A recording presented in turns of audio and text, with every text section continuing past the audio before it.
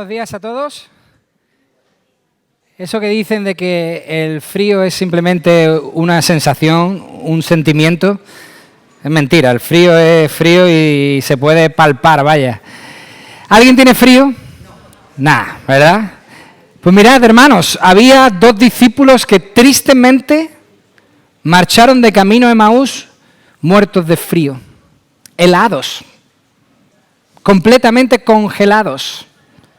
Acababan de presenciar cómo su Señor y Maestro, Jesucristo, había muerto sobre una cruz. Y se marchaban a Emaús completamente helados, desolados, podríamos decir. Pero cuando Jesús sale a su encuentro, cuando Jesús se reúne con ellos, no sabiendo ellos que era Jesús, y empieza a hablarles la palabra de Dios, empieza a contarles cómo iba a ser el camino del Mesías, lo que tendría que sufrir el Mesías y que resucitaría, dice la Biblia que cuando volvieron se decían el uno al otro, ¿no ardía? ¿No había un fuego en nuestro corazón cuando Él nos hablaba? Quizás hoy tú tengas frío o estés en unas circunstancias espirituales frías. Por eso hoy nos ponemos delante de la palabra del Señor y espero que nuestros corazones hoy ardan. Nuestros corazones salgan de aquí diciendo, ¿no ardía nuestro corazón cuando hoy hemos oído la palabra del Señor? Ese es mi deseo, que este frío que nos rodea no impida que hoy, a través de las Escrituras, nuestro corazón arda. Así que yo os invito a que cojamos la palabra de Dios, gloria a Dios porque tenemos libertad para abrir nuestra Biblia en este lugar, leerla y estudiarla, cogemos la palabra de Dios y la abrimos por el libro de Santiago, capítulo 4. Aunque no os lo creáis, ya estamos en el capítulo 4 de Santiago, ya queda muy poquito para terminarlo. Hoy lo comenzamos y vamos a leer del versículo 1 al versículo 12. Pero fijaos qué interesante, hermanos. Qué interesante y qué triste a la vez.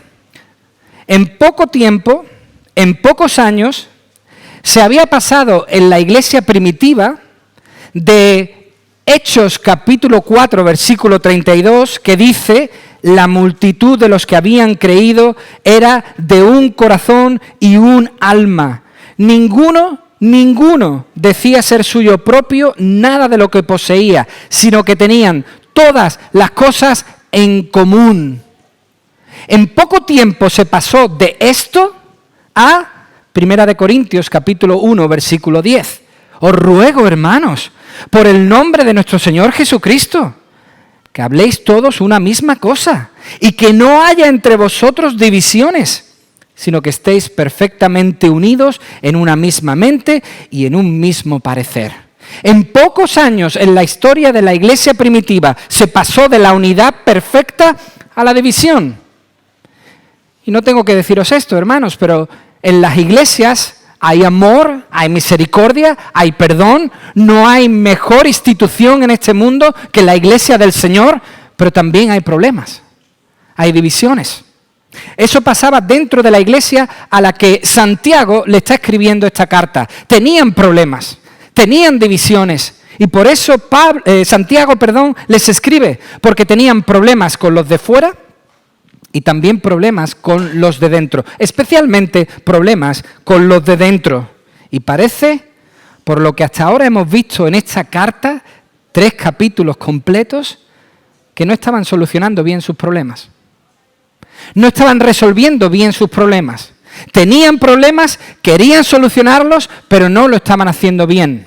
Por eso, en este punto de la carta, principio del capítulo 4, Santiago, que es quien la está escribiendo, recordad que la Biblia no se escribió en capítulos ni en versículos, simplemente era una carta de corrido. En este punto de la carta, Santiago está escribiendo y parece que se faja. Eso quiere decir que se pone el mono de trabajo, que inspirado por el Espíritu Santo coge el toro por los cuernos y va directamente al grano. Va al centro. Hermanos, si pudiéramos medir la intensidad de sus palabras a partir de ahora, si con algún artilugio pudiéramos poner sobre estas líneas, sobre estas letras y medir el nivel de su voz, el volumen, nos daríamos cuenta que estos son los versículos que gritan más alto. nos daríamos cuenta que ahora es como si Santiago hiciese ¡bum! Y pegase un grito, hermanos. Aquí es donde el autor alza la voz.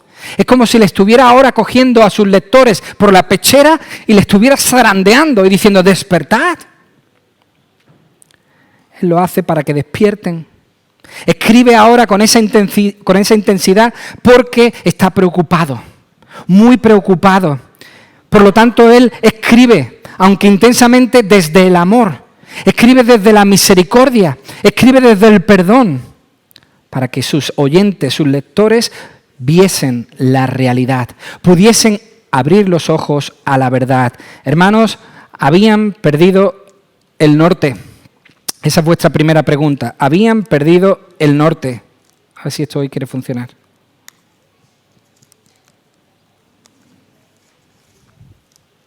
No. Estoy a punto de tirarlo al suelo y reventarlo, pero bueno. Todos los domingos igual. ¿Verdad? Si no, perderíamos el norte. ¿Le das tú, Gastón? Simplemente para que lo veáis. Eso es lo que había ocurrido, hermanos. Habían perdido el norte y debían volver al principio. Debían volver al punto donde ellos recuperasen la visión, los principios, los valores que habían tenido una vez. Hermanos, en el fondo, esta parte que vamos a leer de Santiago, capítulo 4, del 1 al 12, es muy, muy parecida a las cartas que el Señor escribe, el Señor Jesús escribe a las 7 iglesias del Apocalipsis. Muy parecidas. ¿Por qué? Porque ahí en esas cartas vemos que el Señor Jesús habló firmemente a las iglesias, dura y claramente, pero en amor. En amor, queriendo que estas iglesias reaccionasen, cambiasen y les fuese mejor. Todas las cartas que leemos en el libro de Apocalipsis que el Señor le escribe a las iglesias tienen el mismo patrón. Yo conozco tus obras, esto es lo que estáis haciendo mal. Si no cambiáis, esto va a suceder, pero si cambiáis al vencedor, yo le daré. Ese es el patrón que tienen las cartas. Pues bien, eso es lo mismo que Santiago está diciendo aquí en el capítulo 4, del versículo 1 al versículo 12. La misma idea está compartiendo Santiago con sus lectores. Vamos a leerlo. Espero que pueda ser proyectado. A ver si lo vamos a conseguir. Versículo 1, empezamos ahí en adelante. Dice: ¿de dónde vienen las guerras y los pleitos entre vosotros? ¿No es de vuestras pasiones, las cuales combaten en vuestros miembros? Codiciáis y no tenéis, matáis y ardéis de envidia y nada podéis alcanzar. Combatís y lucháis, pero no tenéis lo que deseáis porque no pedís. Y cuando pedís, no recibís porque pedís mal, para gastar en vuestros deleites. Adúlteros, ¿no sabéis que la amistad del mundo es enemistad contra Dios? Cualquiera pues que quiera ser amigo del mundo se convierte directamente, diría yo, en enemigo de Dios. ¿O pensáis que la Escritura dice en vano, el Espíritu que Él ha hecho habitar en nosotros nos anhela celosamente? Pero Él da mayor gracia. Atentos a esto, hermanos. Por eso dice, Dios resiste a los soberbios y da gracia a los humildes. Someteos, pues, a Dios, resistid al diablo y huirá de vosotros. Acercaos a Dios y Él se acercará a vosotros. Pecadores, limpiad las manos. Y vosotros, los de doble ánimo, purificad vuestros corazones. Afligíos, lamentad y llorad. Vuestra risa se convertirá en llanto y vuestro gozo en tristeza. Humillaos delante del Señor y Él os exaltará. Hermanos, no murmuréis los unos de los otros. El que murmura del hermano y juzga a su hermano, murmura de la ley y juzga a la ley. Pero si tú juzgas a la ley, no eres hacedor de la ley, sino juez. Uno solo es el dador de la ley, que puede salvar y condenar. Pero tú, ¿quién eres para que juzgues a otro? Interesantísimo el texto. Ya podemos sentir un poco el nivel de voz que tenía aquí Santiago al dirigirse a estos oyentes. Ya podemos palpar un poco, con esta simple lectura podemos entender un poco el nivel de voz que está poniendo Santiago en sus palabras, pero queremos entender no solo el volumen, sino la profundidad de las mismas, pues no son palabras de Santiago, son palabras del Señor para su iglesia en ese entonces y espero para que sirva de bendición a nosotros, para su iglesia en el día de hoy. Vamos a orar. Padre, dirígenos, ahora que nos ponemos delante de tu bendita palabra, ahora que abrimos las Escrituras, te pedimos que tú nos inspires, que tú nos lleves. Señor, queremos gozarnos en tu verdad. Queremos alegrarnos en poder tener la Biblia en nuestras manos, oír tu voz y cumplir con lo que tú nos estás pidiendo. Señor, quizás algunos de nosotros hemos perdido el norte. Señor, quizás aquí en esta mañana haya personas que han perdido la dirección correcta. Yo te ruego, Señor, que tú nos muestres el camino. Señor, te ruego que tú nos ayudes a enderezar nuestra senda. Padre, muéstrate con poder a través de tu palabra. Señor, interven en este estudio por tu Espíritu Santo. Te lo ruego en el nombre de Jesús. Amén. Hermanos, el médico, como hemos leído, ha hecho el chequeo del paciente. Ya lo ha tratado durante un tiempo, 3 capítulos, y ahora finalmente diagnostica el problema, versículo 1 al versículo 4, y diagnostica y propone una cura, versículo 5 al versículo 12.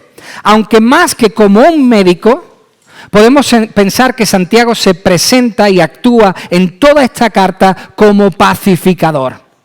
Eso es lo que está intentando hacer Santiago, poner paz dentro de esta iglesia. ¿Por qué? Pues no podía ser de otro modo. Porque entre ellos, hermanos, entre estos a los que Santiago escribe, existía una guerra sucia, una guerra seria. Dice el versículo 1, literalmente, ¿de dónde guerras y de dónde luchas entre vosotros? En otras palabras, ¿cuál es el motivo de tanta lucha? Parece que Santiago está harto de oír tantos problemas y dice, ¿cuál es el motivo de tanto conflicto, de tantas guerras entre vosotros? Esa palabra guerras en el versículo 1, o conflictos, en otras traducciones, no es un acontecimiento que ocurrió una vez y ya está. No, esa palabra guerra quiere decir estado de guerra, o sea, estado de confrontación continua entre creyentes, algo que estaba sucediendo y no le estaban poniendo freno, algo que ocurría y ocurría y ocurría. Por eso los miembros, dice el versículo 1, se está refiriendo a los miembros también del cuerpo de la iglesia, los miembros, en lugar de edificarse los unos a los otros, estaban luchando los unos contra los otros. En vez de inspirar al de al lado, estaban machacando al de al lado. Y todo esto, hermanos, provocado por una simple y dañina razón. Todo esto estaba provocado porque cada uno miraba por sí mismo. Esta es una corriente muy común hoy día. El mundo nos está impulsando a pensar solos en nosotros mismos. Lo que ocurría en esa iglesia estaba pasando porque solo pensaban en sí mismos. Eso nos lo dice el versículo 1. La palabra pasiones o placeres en el versículo 1 tiene, fijaos qué interesante, la misma raíz que la palabra hedonismo. Eso es lo que le está diciendo Santiago. Sois unos hedonitas. La palabra hedonismo significa la búsqueda del placer personal e inmediato como único fin en la vida. Esos son los hedonitas. Ellos buscan el placer absoluto, único e inmediato sin importarle los demás. Buscan solo satisfacer sus deseos, buscan solo satisfacer sus gustos, buscan solo su propio bienestar sin que le importen los demás. Yo primero y mí después. Es una forma, hermanos, clara de egoísmo. Y eso solo produce cristianos que solo buscan sus propios intereses y satisfacciones, lo que da como resultado que entre los miembros se provoquen contiendas, guerras. Hermanos, así es. Mirarse solo al ombligo, mirarse solo a uno mismo de manera continua provoca conflictos continuos. Cuando uno se mira solo a sí mismo en la iglesia, cuando entre nosotros solo nos miramos a nosotros mismos, lo único que vamos a crear son conflictos con los demás. Y lo que ocurre es que la persona está tan abstraída, tan ensimismada, tan centrada en sí misma, que ni siquiera piensa y se da cuenta de que está creando conflictos. Como solo se mira a sí misma, ni siquiera se da cuenta que a su alrededor está ocurriendo una cadena de problemas y dificultades. Y si lo hace, y esto es muy interesante, si este tipo de persona se da cuenta que hay conflicto a su alrededor, señala rápidamente a otro. Dice que el problema no lo tiene él, ni lo produce él, sino que lo produce otro. Evidentemente, hermanos, estos no tenían la sabiduría necesaria para responder bien a los problemas. Le estaba faltando la sabiduría que se necesita para enfrentar correctamente problemas dentro de la iglesia. No obtenían el fruto deseado porque intentaban conseguirlo de manera equivocada. Eso nos dice el versículo 2. Lo intentaban, pero no lo lograban porque lo hacían mal. Estaban luchando en sus propias fuerzas, con armas de este mundo. Y entendemos por mundo, hermanos, la corriente contraria a Dios, por supuesto. No nos estamos refiriendo al planeta Tierra, sino a esa corriente que existe, que es contraria a Dios. Estaban utilizando armas de esa corriente contraria a Dios para poder intentar resolver sus problemas. En definitiva, estaban intentando cortar un árbol con una llave inglesa. Y eso es imposible. Recordemos, hermanos, que estaban utilizando una sabiduría terrenal, nos dice el versículo 15 del capítulo anterior, capítulo 3. Y eso nunca trae buenos resultados. Cuando el creyente utiliza la sabiduría terrenal para resolver sus conflictos, no lo logra. Nosotros necesitamos la sabiduría celestial para poder afrontar ciertas circunstancias. Hermanos, cuando tomamos el camino del mundo, lo que estamos haciendo es olvidando a Dios, rechazando a Dios. Lo dejamos a un lado y así nunca progresamos. Nunca. ¿Y por qué lo hacemos? Esa es una pregunta interesante. ¿Por qué nuestra alternativa es siempre tomar el atajo, lo que el mundo nos ofrece, y no el camino del Señor? Pues lo hacemos porque creemos que el camino de Dios es más débil. Así de sencillo. Esa es la razón por la cual nosotros a veces utilizamos armas terrenales, sabiduría terrenal. Porque pensamos que las armas que Dios nos ofrece son débiles, que no sirven. Pero nos olvidamos claramente del versículo 6. Dios resiste a los soberbios y da gracia a los humildes. Acordaos, hermanos, de lo que estaba pasando en esta iglesia. Pensaron que sacar provecho de los ricos y de los pobres les ayudaría a salir hacia adelante. ¿Y qué pasó? Se hicieron más pobres, mucho más pobres. Pensaban que la respuesta violenta a la presión, a la prueba que estaban recibiendo, les sacaría del problema. Quizás inspirados por este grupo de celotes, estos eran los revolucionarios que luchaban con sus armas contra Roma, y cuando entraban en la iglesia introducían ese mensaje revolucionario que los cristianos también debían responder con las armas, pero tampoco les funcionó, tampoco les sirvió. ¿Por qué? Porque llegó Roma y les aplastó. Todas las armas que estaban utilizando no les funcionaban.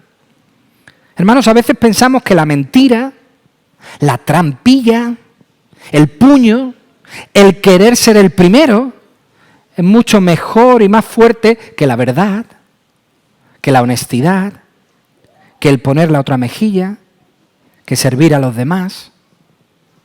Que lo que dice la Biblia es romántico, pero poco efectivo. No tiene tanta fuerza. Que la salida que el mundo provee es mucho mejor y mucho más fuerte. Hermanos, como si lo que Cristo nos ofreciese fuera inútil comparado con lo que el mundo nos ofrece. Por eso a veces nosotros tendemos a utilizar armas de este mundo, porque pensamos que las que Dios nos ofrece son débiles, inútiles. Así pensó Goliat de David. De esa forma pensó Goliat, el gigante de ese pobre pastor que se le enfrentaba. Cuando David se presenta delante de Goliat sin casco, sin armadura, sin espada, sin lanza, simplemente con un palo probablemente, una cuerda y unas pocas piedras, La reacción del gigante fue reírse, fue burlarse, fue decir, oye, ¿tú te crees que yo soy un perro? ¿Tú no te estás tomando en serio esto? Voy a machacarte. ¿Tú crees que yo soy un perro para que tú vengas a mí con palos y piedras? Esa fue la reacción del gigante al ver las armas que traía David. ¿Y qué le contesta David? Glorioso, hermanos. Yo no vengo ante ti con palos y piedras. Vengo en el nombre de Jehová de los ejércitos. Hermanos, el gigante menospreció las armas de David. Ignoró quién venía con David. Hermanos, el gigante olvidó que no se trata de las armas, sino que se trata de quién provee las armas. Esa es la gran diferencia. Pero así es como el mundo menosprecia las armas de Dios. Porque no quiere a Dios, porque no considera a Dios, rechaza sus consejos, rechaza sus armas, rechaza su sabiduría, no la quiere. Lo peor es que nosotros, sus hijos, nos hemos tragado el anzuelo. Y a veces pensamos que las armas que Dios nos da son débiles, no sirven. Llegamos a caer en ese mismo error. Pero piénsalo bien, mi hermano.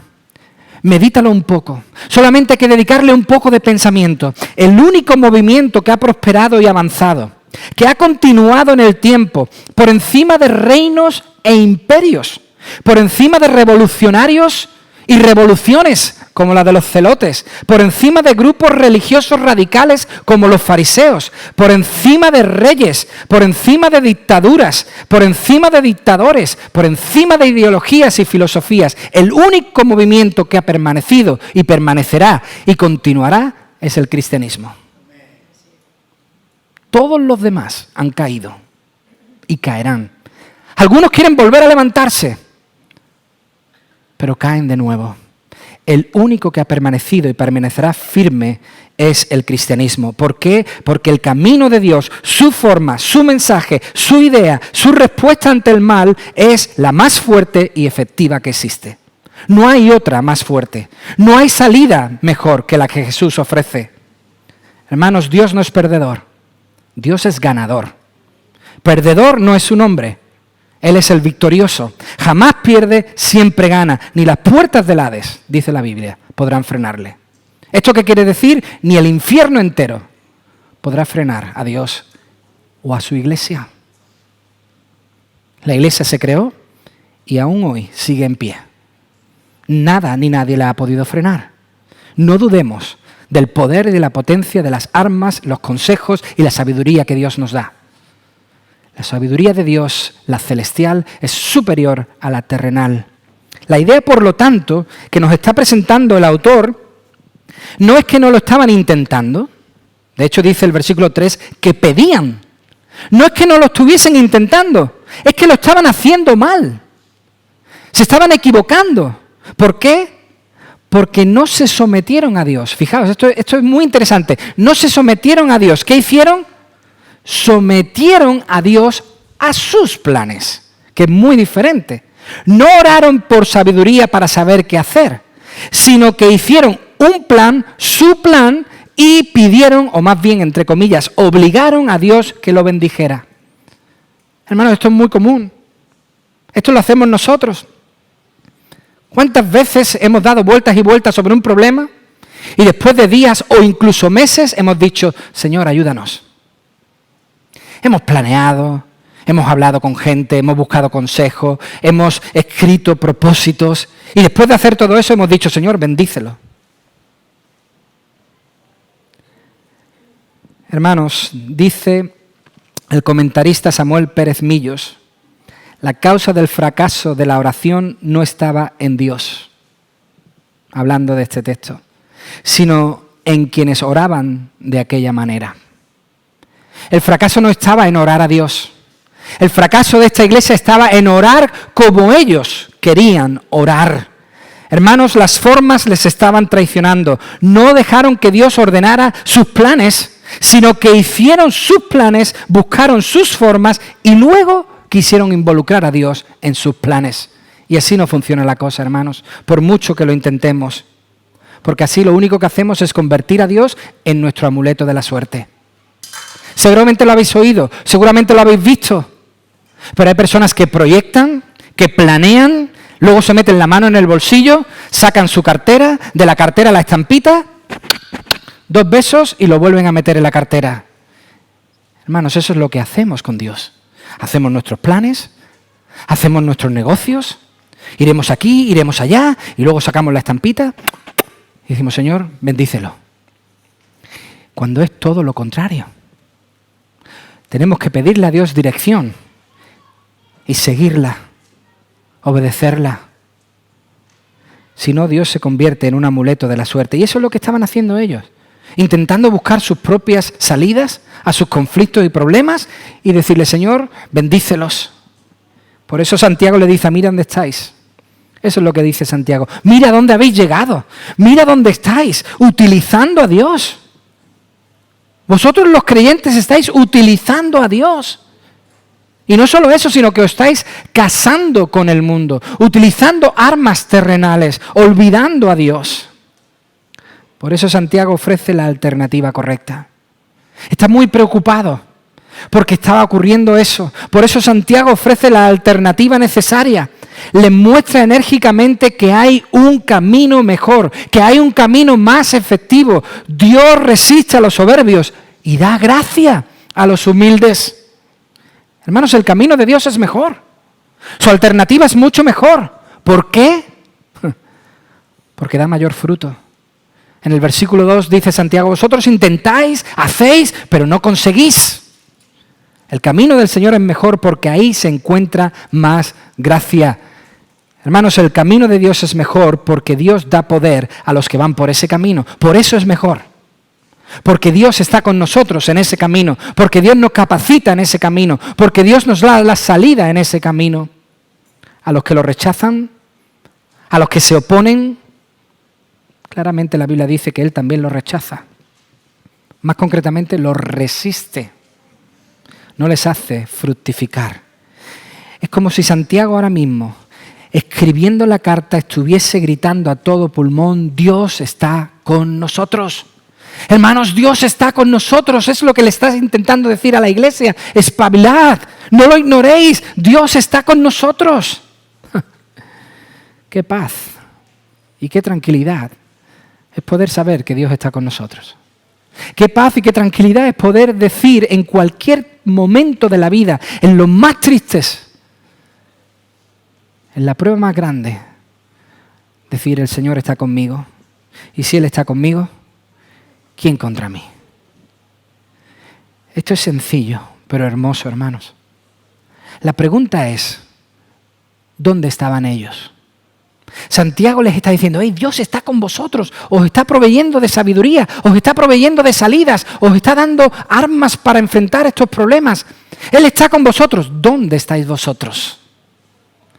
Esa es la pregunta. Pues bien, parece que estaban en el equipo equivocado, versículo 7. Dice, someteos.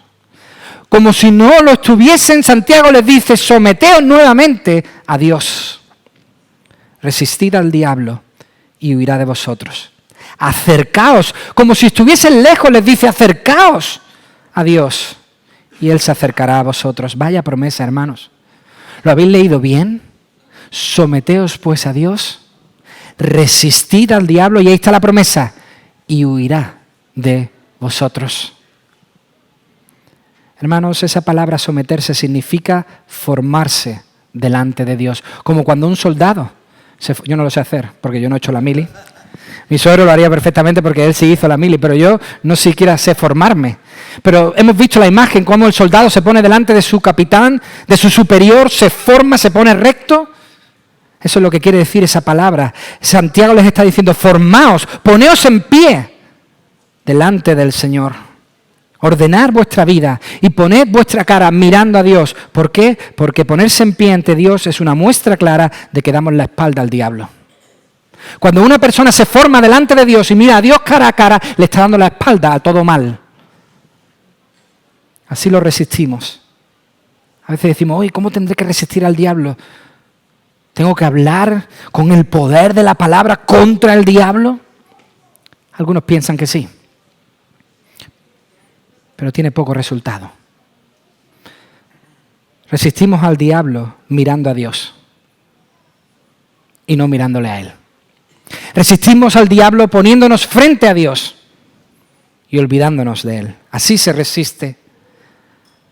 Y no solo eso, sino que además estamos mostrando que estamos listos, preparados para cualquier batalla que haya delante de nosotros. Hermanos, su manera de luchar, su manera de enfrentar los problemas no fue buena, pues luchaban sin Dios. Había llegado el momento de enfrentar la situación de la manera que Dios había propuesto. ¿Por qué? Alguien le ha otorgado esta frase a Einstein y no se sabe si es verdad o no lo es. Pero Einstein supuestamente dijo que una señal de locura es repetir un mismo comportamiento esperando diferentes resultados. Eso es imposible. Pues esto es lo que le estaba ocurriendo a esta iglesia. Estaban repitiendo patrones esperando un resultado diferente, pero no llegaba. Era el momento de cambiar las formas. Hermanos, a veces nos ocurre a nosotros. Repetimos el mismo patrón esperando recibir diferentes resultados. Hey, si sabes que levantándote a las 10:30 siempre llegas tarde a la iglesia, levántate a las 10. Prueba. A lo mejor funciona. A lo mejor sirve. Eso es lo que le está diciendo Santiago. Cambiad la forma de actuar y os daréis cuenta, con la ayuda de Dios, de que funciona. Hermanos, debían cambiar las formas, debían cambiar las acciones. Lo que ocurre es que cuando un cristiano hace eso, versículo 9, duele. Duele. ¿A quién no le duele humillarse? Humillarse duele. ¿Pero dónde duele? En el orgullo. No duele en lo bueno, duele en la carne, en el orgullo. Y Santiago dice, humillaos delante del Señor y el resultado será glorioso. Él os exaltará. Ahora bien, hermanos, ¿cómo nos humillamos ante Dios? ¿Cómo se hace eso de humillarse ante Dios? ¿Hay que venir de rodillas desde la puerta hasta el asiento? ¿Hay que arrastrarse por el suelo y ni siquiera levantar la cabeza? ¿Es así como nosotros nos humillamos hoy delante del Señor? No. La única manera de humillarse delante del Señor es sometiéndose a la ley, a las órdenes de Dios, a la Biblia, como dicen los versículos 11 y 12. Haciendo lo que Él pide, obedeciendo, nos humillamos delante del Señor. Sometiéndonos a la ley, nos estaremos sometiendo al dador de la ley. Obedecer la palabra de Dios, hermanos, no es responder a un libro. Esto no es un libro de recetas donde uno responde a lo que la receta le dice. Someterse a la palabra de Dios no es someterse a un libro, sino someterse al Dios de la palabra. Así nos sometemos ante Dios, obedeciendo lo que la Biblia dice. Esa es la mejor forma de humillarse delante del Señor. Este era el camino de la bendición, hermanos. Solo ahí recibirían la ayuda de Dios. Esa es la senda que Dios propone. Esa es la senda que les exaltaría. Pero eso no solo aparece aquí, aparece en toda la Escritura. El Salmo 1 dice, bienaventurado el varón que no anduvo en el consejo de malos, ni estuvo en camino de pecadores, ni en silla de escarnecedores se ha sentado, sino que en la ley de Jehová está su delicia y en su ley se humilla, se somete, medita día y noche. La persona que se planta delante de la palabra de Dios, se humilla ante ella y dice, voy a hacer lo que me dice, en realidad se está sometiendo a Dios. Dice el Salmo 18, versículo 30, en cuanto a Dios, perfecto es su camino y acrisolada la palabra de Dios. Escudo es a todos los que en Él esperan. ¿Quién es Dios sino solo Jehová? ¿Y qué roca hay fuera de nuestro Dios? Dios es el que reviste de poder y quien hace perfecto mi camino. Hermanos, a veces nuestros caminos están torcidos. Se tuercen. Y necesitamos volver al Señor para que Él enderece nuestros caminos. El problema para nosotros, al igual que lo fue para ellos, a los que Santiago escribe, es reconocer que el camino de Dios es el camino de la felicidad. Ese es el problema que tenemos. Reconocer que este camino es el camino por el cual debemos andar. Que ser el último es mejor que ser el primero, por ejemplo. Por eso hoy Dios, en su amor, su misericordia, a todos nosotros nos recuerda cuál es el camino de la victoria. ¿Cuál es el camino de la felicidad? Hermano, Santiago está poniendo en práctica Proverbios capítulo 27, versículo 5. Mejor es represión manifiesta que amor oculto.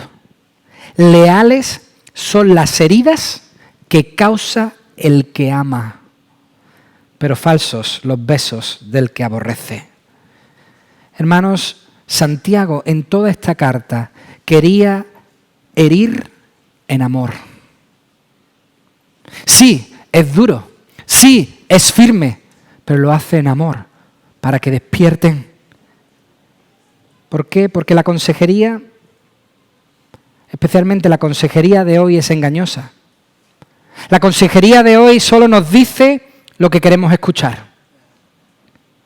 La consejería de hoy nos dice lo bueno que somos y lo buenísimos que podemos llegar a ser. Solo nos dice lo que queremos oír. Solo nos dice lo que estamos preparados para oír. En cambio, Santiago, especialmente en este texto de hoy, está haciendo terapia de realidad. Y todos necesitamos este estilo de terapia. Terapia de realidad. En otras palabras, Santiago está diciéndole las verdades del barquero. Eso es lo que está haciendo Santiago. El profundo amor que tenía por Dios le llevó a amar a sus hermanos. Y por eso les dice claramente, lo que estáis haciendo está fatal. Así de sencillo. Lo que hacéis está mal. Si seguís así, vais a fracasar. Pero, si cambiáis las formas, vuestras acciones con la ayuda de Dios, entonces triunfaréis. Ese es el mensaje. Hermanos, en nuestra vida necesitamos gente que nos hable de esta forma. En nuestra vida necesitamos gente que nos siente en una silla y nos diga, lo que estás haciendo está mal. Pero no nos gusta. Nos gusta tener a nuestro lado gente que nos suba en un pedestal y nos aplauda. Porque en nuestro interior, y hoy día más a través de las redes sociales, solo buscamos la satisfacción personal. Ser aceptados, ser reconocidos. No queremos gente a nuestro alrededor que nos diga que lo estamos haciendo mal, porque entonces me deprimo. Si no me dan 20 likes, entonces entro en depresión. Hermanos, mucho cuidado. Necesitamos gente como Santiago que nos diga en amor lo que necesitamos oír. Como un buen profeta, Santiago quiere llevar a sus lectores nuevamente a la fidelidad del pacto con Dios. Nuevamente quiere llevar a sus lectores al lugar donde dijeron, Señor, todo lo que tú me pidas yo haré. Señor, te amo, yo te sigo. Ahí los quería llevar nuevamente, donde recordasen que el Señor les dice, hey, si me seguís os bendeciré, si no, vais a fracasar. Ahí es donde Santiago les quiere llevar de nuevo, a que reconsideren bien sus caminos, como un GPS. Eso está haciendo Santiago, la labor de un GPS. Quería que recalculasen su ruta. Yo me acuerdo, hermanos, de una ocasión que vivíamos en Estados Unidos mientras éramos estudiantes. Nuestro salario mensual estaba muy bien ajustado y no teníamos muchos recursos, pero el Señor nos bendijo con una iglesia súper generosa que conocía nuestros gustos perfectamente, sobre todo los culinarios. Conocían perfectamente lo que nos gustaba comer allí. Una familia nos regaló una tarjeta, una tarjeta de regalo con dinero para poder comer en un restaurante que nos encantaba. Un restaurante italiano que lo teníamos muy lejos, pero que casualmente iba a abrir muy cerca de nuestra casa, a 5 minutos. Yo, haciéndome el caballero, le dije a mi mujer, cariño, arréglate, vístete, esta noche te llevo a cenar. Cogí la tarjeta, me la puse en el bolsillo y dice ella, hey, ¿imprimimos direcciones? Imprimimos direcciones. Aquí estoy yo te llevo. El restaurante estaba a 5 minutos. En ese tiempo no teníamos teléfonos como los de hoy y tampoco el presupuesto nos daba para un GPS de los de antes. Yo estaba confiada, pues estaba completamente convencido que el restaurante se estaba construyendo sobre esa loma, porque de ahí había las mejores vistas al valle de donde vivíamos. Estaba a 5 minutos, yo lo veía, yo decía, es ahí. Entonces yo monté a Eunice en nuestra furgoneta, por llamarla de alguna manera, algo que andaba, y ahí íbamos los dos contentos, bien arreglados, disfrutando de lo que iba a ser una cena espectacular, porque además la tarjeta tenía bastante dinero y podíamos pedir hasta postres, o sea, era impresionante. Y ahí empezamos a subir, pero la cosa se iba oscureciendo cada vez más. Y Eunice decía, esto se está poniendo muy oscuro, ya aquí apenas hay luces. No te preocupes, seguro que lo están haciendo a propósito. Quieren mantener una línea de intimidad, seguro. Yo ahí dándome todo mi discurso. 10, 20, 30, y el sitio no aparecía. Y el sitio no llegaba. Pero yo dije, yo me meto aquí. Y acabamos en la finca de un hombre, de un señor, y todos conocéis cómo es Estados Unidos con las propiedades. Cuidado si te metes en una propiedad de un estadounidense. Puede ser que no salgas. Yo entré ahí, creí que era el restaurante y me equivoqué por completo. Ni cenamos, ni disfrutamos. Todavía no sabemos ni dónde está el restaurante. Nunca utilizamos la tarjeta. Fue un desastre. Porque yo dije, yo no utilizo el GPS. ¿Yo imprimir direcciones? No. Hermano, claro que las necesitaba. Completamente las necesitaba. Estos hermanos debían devolverle el volante a Dios. Nuevamente debían ponerse bajo la dirección del Espíritu. Estaban actuando como carnales y no como espirituales. ¿Por qué? Porque abandonaron su GPS. Dijeron como yo, no necesito el GPS. Y fracasaron. Debían volver a utilizarlo. Fijaos, con esto termino. Esto dice Samuel Pérez Millos. Lo que el hombre de por sí es incapaz, solo lo consigue con el poder de la gracia. Su gracia es mayor, su gracia es superior, su gracia es de mucho más ayuda que cualquier arma que este mundo nos pueda ofrecer. Hermanos, ¿te has desviado? Quizás tú sabes perfectamente que te has salido del camino, porque estás sintiendo en tu corazón que tu GPS, el Espíritu Santo, te está diciendo una y otra vez, recalculando ruta, recalculando ruta, recalculando ruta. ¿Te has desviado del camino? Hermanos, debemos considerar el camino por el cual estamos andando hoy. Jeremías capítulo 6, versículo 16 dice, así dijo Jehová, paraos en los caminos, mirad y preguntad por las sendas antiguas, cuál sea el buen camino. Andad por él y hallaréis descanso para vuestra alma. ¿Y cómo responde la gran mayoría del pueblo? No andaremos. ¿Cómo? Os estoy diciendo que debéis buscar el camino correcto, andad por él y hallaréis descanso para vuestras almas, y vuestra respuesta es, no andaremos. ¿Cuál es nuestra respuesta hoy? ¿Seguiremos diciéndole al Espíritu Santo, no, esa no es la ruta que yo quiero tomar? Para bendición de un grupo, de unos pocos, la historia no acaba ahí. Porque un pequeño remanente, más adelante, va ante el profeta Jeremías y le ruega, capítulo 42, versículo 2, acepta ahora nuestra súplica delante de ti y ruega por nosotros a Jehová tu Dios, por todo este resto, para que Jehová tu Dios nos indique el camino por donde debemos ir y lo que debemos hacer. Y el profeta Jeremías contestó, os he oído, y he aquí que voy a rogar a Jehová. La gran mayoría dice, no andaremos. Pero aquí hay un pequeño grupo. ¿Qué vamos a decir nosotros? Hermanos, Confiemos en su gracia, porque su gracia es mayor. Otorguémosle nuevamente el control absoluto de nuestra vida al Señor. Pon tu fe en Jesús. Confía en Él, esperando que Él actúe, como dice el Salmo 37, versículo 5. Confía en Él y Él hará.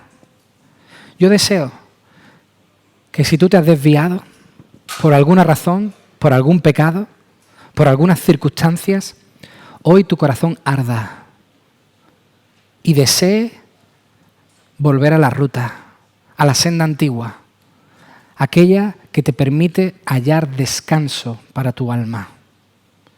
Vamos a orar. Señor, muchas gracias por este mensaje precioso que hoy pones delante de nosotros. Manjar delicioso, Señor, es tu palabra. Señor, tu palabra es verdad. Tu palabra es todo lo que necesitamos. Tu palabra es una herramienta poderosa para que nosotros podamos resolver nuestros conflictos. Pero entendemos que lo es porque tú eres quien hablas a través de la palabra. Por eso nuestra confianza está en ti, no en un libro, en ti. Nosotros confiamos en tu poder. Nosotros confiamos en tu actuar. Quizás algunos de nosotros, por algún tiempo, nos hemos desviado de la senda adecuada, Señor. Y te pedimos perdón. Te pido, Señor, que tú nos ayudes a recapacitar, a pensar, a meditar, a humillarnos nuevamente delante de ti. Porque no queremos vivir en derrota, Señor. No, queremos vivir en victoria. Ayúdanos, Señor, a recalcular nuestros caminos y a volver a la senda antigua, al principio, al primer amor. Señor, quizás ese es tu llamado para nosotros en esta mañana. Yo por eso ahora que estamos con los ojos cerrados, ahora que todos estamos así, intercediendo juntos al Señor, yo quiero pedirte que si tú quieres enderezar tu senda y quieres que ore por ti, quieres que oremos juntos por ti, yo te pido que tú lo manifiestes como un deseo claro de volver a donde el Señor te daba descanso. ¿Hay alguien que quiera? Señor te bendiga. Que el Señor te bendiga. Dios te bendiga. Dios te bendiga. Señor, muchas gracias. Muchas gracias, Padre, porque hay respuestas a tus palabras. Porque aún hay un remanente que se resiste y dice, Señor, te necesito. Yo hoy quiero orar por estas personas que levantando sus manos están demostrando querer dar pasos hacia adelante en el camino adecuado. Bendíceles, Señor. Ayúdales. Señor, exáltales. Ahora que se humillan, Señor, exáltales. Levántales y llévales. Señor, lleva a esta iglesia y bendícela. Señor, que vivamos en humildad, siempre queriéndote darte a ti toda la gloria. En el nombre de Jesús. Amén.